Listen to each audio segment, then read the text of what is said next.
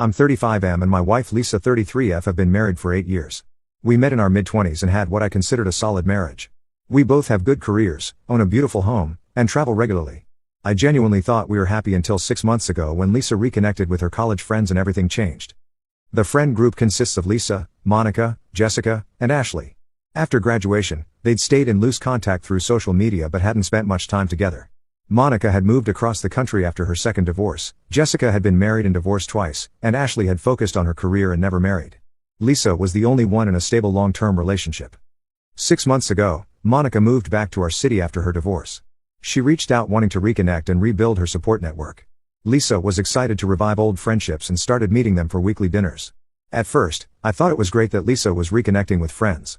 The weekly meetups quickly turned into daily contact. Lisa would come home talking about how enlightened and empowered her friends were. She started using phrases I'd never heard from her about living authentically and not settling for less. She began questioning things about her life that had never bothered her before. Monica says I've gotten too comfortable in my marriage, Lisa told me after one dinner. She says comfort is the enemy of growth and that married women often lose themselves in relationships. I asked if she felt like she'd lost herself in our marriage. She said she wasn't sure, but Monica had made interesting points about how marriage can limit potential for self-discovery. I told Lisa we should talk about any concerns, but she said she needed to think about it more. Over the next weeks, Lisa's behavior changed dramatically. She began working out obsessively, changed her wardrobe, and started talking about exploring new experiences. She signed up for classes, bought expensive products, and began spending money on things she'd never been interested in before. Jessica says I've been playing it too safe, Lisa explained. She says I got married young and never really explored who I could become. She thinks I've been hiding behind marriage security instead of challenging myself. The friends started having more influence over Lisa's decisions than I did. When we discussed vacationing in Italy, Lisa suddenly wanted to backpack through Asia alone because solo travel is essential for personal growth. When I suggested we travel together, Lisa said that would defeat the purpose. Ashley never got married because she didn't want to be tied down, Lisa said. She's traveled to 40 countries and built an amazing career because she prioritized herself over relationships. She says I could have done the same if I hadn't gotten married so young. The conversations with her friends became more intense. Lisa would spend hours on video calls discussing her journey of self-discovery. She started reading self-help books about breaking free from limiting relationships and joined online groups about conscious uncoupling. 3 months ago, Lisa announced she wanted couples therapy because she was working through things about marriage and commitment. Our therapist, Dr. Martinez, seemed concerned about some of Lisa's statements. Lisa explained she'd been doing deep work with her friends about personal growth and realized she might have settled for marriage without exploring her potential as an individual. She said she loved me but wasn't sure if she'd chosen marriage for the right reasons. Dr. Martinez asked what aspects of marriage felt limiting. Lisa struggled with examples, eventually saying things like I don't know who I would be if I were single and I've never had the chance to put myself first. Monica says married women lose their sense of adventure, Lisa said. Jessica says long-term relationships make you complacent. Ashley says marriage is giving up your dreams for someone else's happiness. Dr. Martinez asked if Lisa felt she'd given up dreams for our marriage. Lisa said she wasn't sure what her dreams were because she'd focused on we instead of me. She said her friends were helping her rediscover her individual identity. Over several sessions, it became clear Lisa's friends were conducting group therapy without professional training. They were analyzing her marriage, diagnosing problems, and prescribing solutions based on their own negative experiences. Dr. Martinez suggested Lisa try individual therapy without external influences. Lisa rejected individual therapy, saying her friends understood her better than any therapist because they'd known her longer. She said Dr. Martinez didn't understand the unique challenges women face in marriage. 2 months ago, Lisa's behavior became more erratic.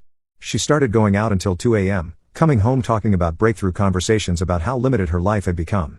She questioned every aspect of our relationship. Monica pointed out that I always defer to your preferences for restaurants or movies, Lisa said. She says that's codependency and I've lost touch with my own preferences. The friends criticized everything about our marriage. They said joint bank accounts showed I was controlling her financially. They called our date nights boring and said she should seek more exciting experiences. They even criticized our relationship intimacy, telling Lisa that married couples inevitably become sexually stagnant. Jessica says being with the same person for years kills excitement and mystery, Lisa told me. She says I'll never know real passion if I stay in a comfortable marriage.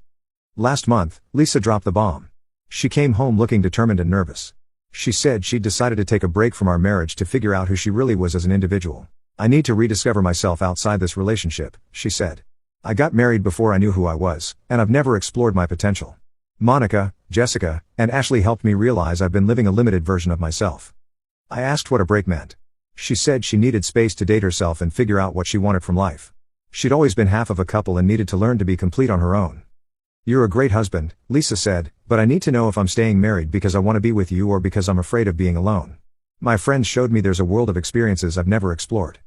I told Lisa we could explore new experiences together. She said I didn't understand, she needed to do this alone, without my support or influence. That's exactly what Monica said you'd say, Lisa told me.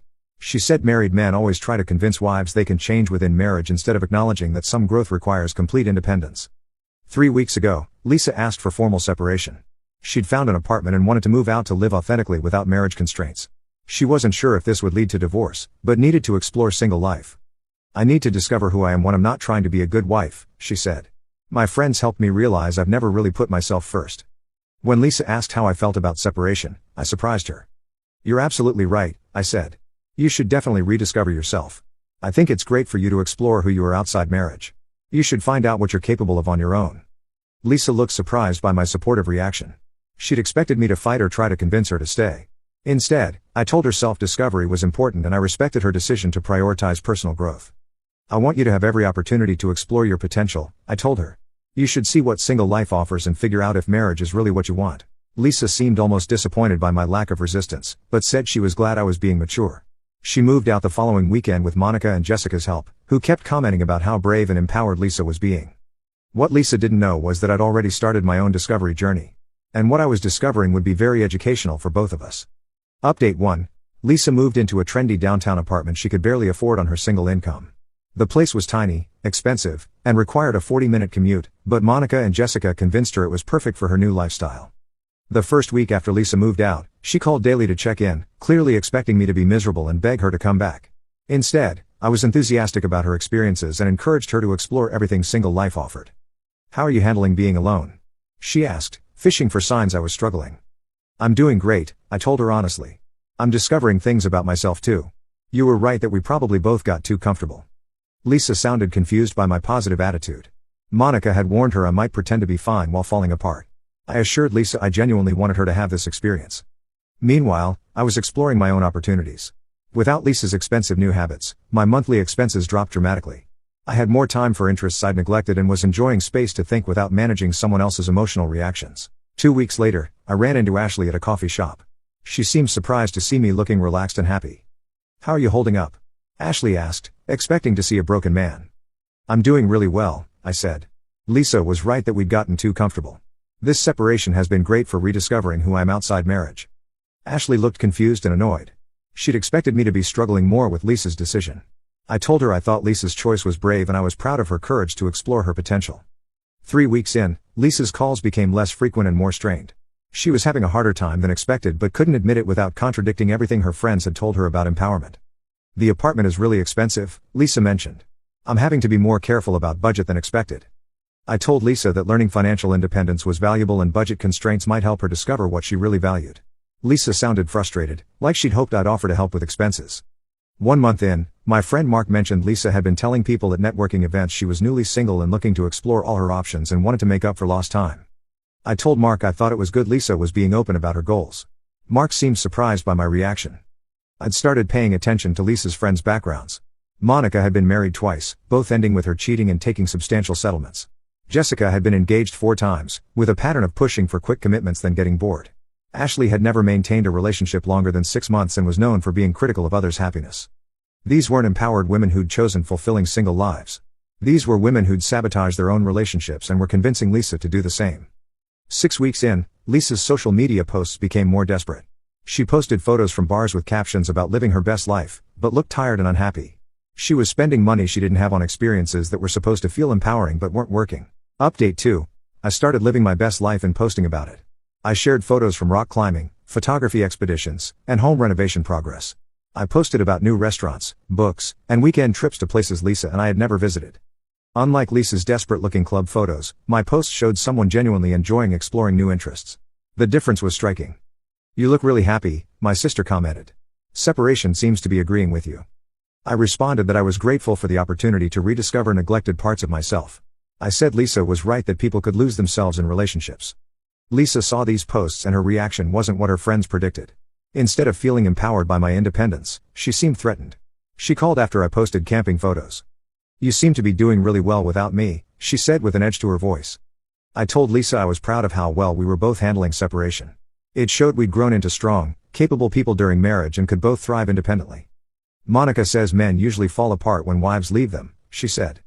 I laughed and said Monica clearly hadn't known capable men.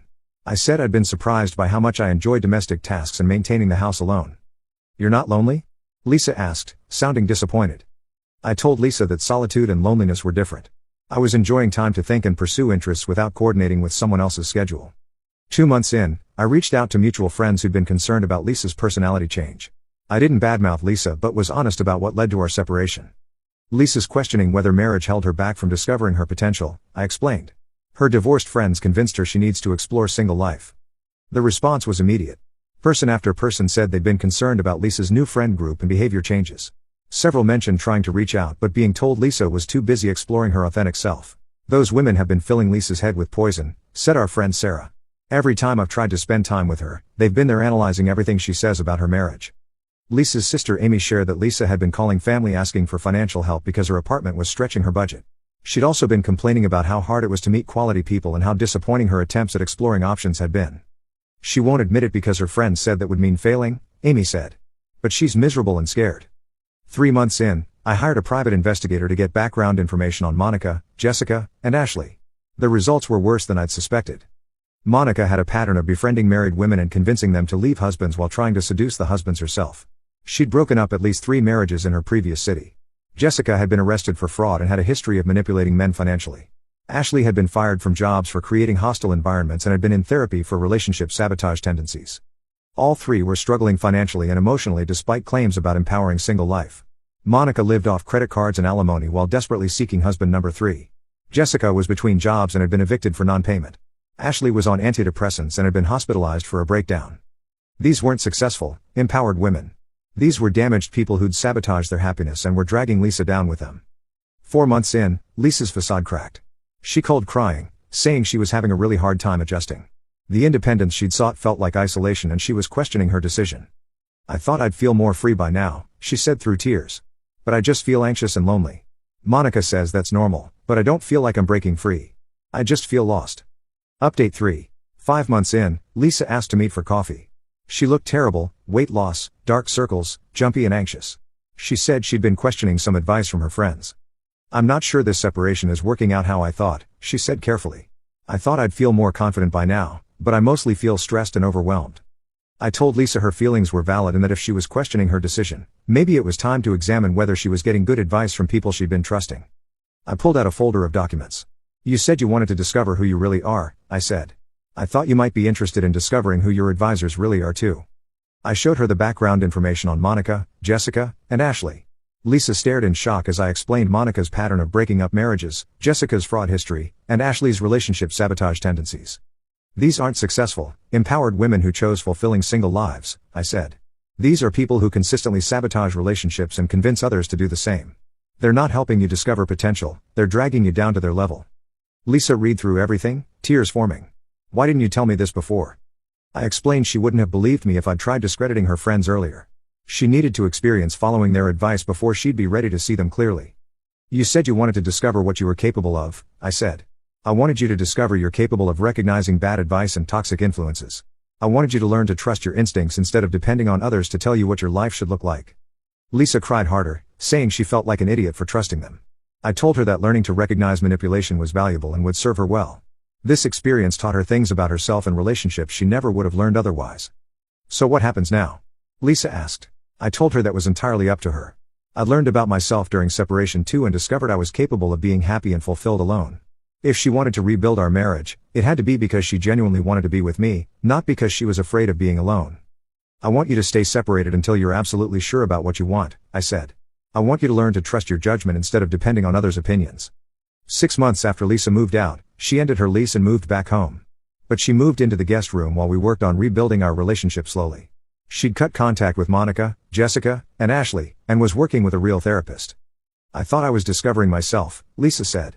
But I was just becoming whoever they wanted me to be. They convinced me questioning my marriage made me strong, but really they were making me weak and dependent on their approval. Lisa discovered that real empowerment comes from making your own choices based on your values, not rebelling against stability because others tell you to. She realized she'd been happy in our marriage and her friends had manufactured problems that didn't exist. They kept telling me I was settling, Lisa said. But I wasn't settling, I was choosing. There's a difference between accepting less than you deserve and choosing something good because you recognize its value. The reconciliation took almost a year. Lisa had to rebuild my trust by consistently making her own decisions instead of seeking validation from toxic people. We established better boundaries and communication patterns. 1 year after our separation ended, we renewed our wedding vows with only people who genuinely supported our relationship. Lisa wrote vows about choosing love over drama and building something lasting instead of chasing temporary excitement. Lisa did discover herself during our separation, just not how her friends intended. She discovered she valued loyalty, stability, and genuine partnership. She discovered she was strong enough to admit mistakes and mature enough to fix them. She learned real empowerment comes from making choices that align with your values. The best thing about our separation wasn't discovering I could live without you, Lisa told me recently. It was discovering I didn't want to. It was learning the difference between staying married because I was afraid to leave and staying married because I genuinely chose this life with you. Today, we have a stronger marriage than before. We communicate better, appreciate each other more, and are selective about who we allow to influence our relationship. We've learned to trust our judgment about what makes us happy instead of letting others define success for us. Lisa's friends thought they were helping her escape a limiting marriage, but they were trying to trap her in their cycle of relationship dysfunction. They wanted her to be as bitter and unsuccessful as they were because her happiness made them feel worse about their choices. Sometimes the most important journey of self-discovery isn't about exploring new possibilities, it's about recognizing the value of what you already have and learning to protect it from people who want to take it away.